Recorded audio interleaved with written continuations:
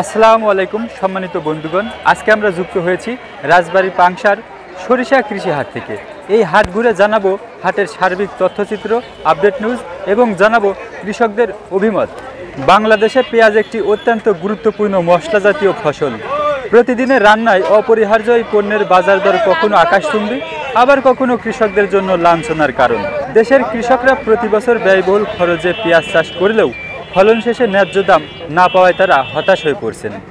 1 বিঘা জমিতে পেঁয়াজ চাষ করতে কৃষকদের গড় খরচ হয় প্রায় 25 থেকে 35 হাজার টাকা পর্যন্ত।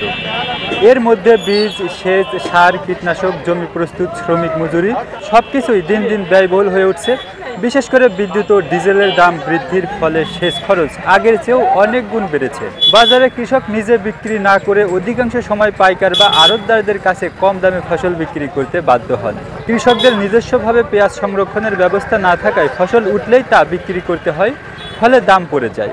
দেশি পেঁয়াজ ওঠার সময় ভারত সহ বিভিন্ন দেশ থেকে কম দামে পেঁয়াজ আমদানি শুরু হলে বাজারে দেশি পেঁয়াজের দাম পড়ে যায়। কৃষকদের উৎপাদন খরচ বিবেচনা রেখে ন্যায্য মূল্য নিশ্চিত করতে সরকারের কার্যকর ভূমিকা দুর্বল। চাষিরা বলছেন, পেঁয়াজ চাষ করে খরচই উঠছে না, ঋণ করে সার বীজ কিনেছি, এখন বিক্রি করে লোকসানে পড়েছি। যদি এভাবে চলতে থাকে আগামীতে আর পেঁয়াজ চাষ করব না। দেশের কৃষকদের টিকিয়ে রাখতে হলে পেঁয়াজ সহ কৃষিপণ্যের ন্যায্য মূল্য নিশ্চিত করতে হবে।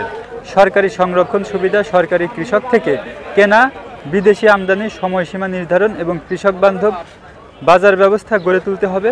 অন্যথায় কৃষক পেশা থেকে মুখ ফিরিয়ে নেবে, যা দেশের খাদ্য নিরাপত্তার জন্য হুমকি হয়ে পড়বে।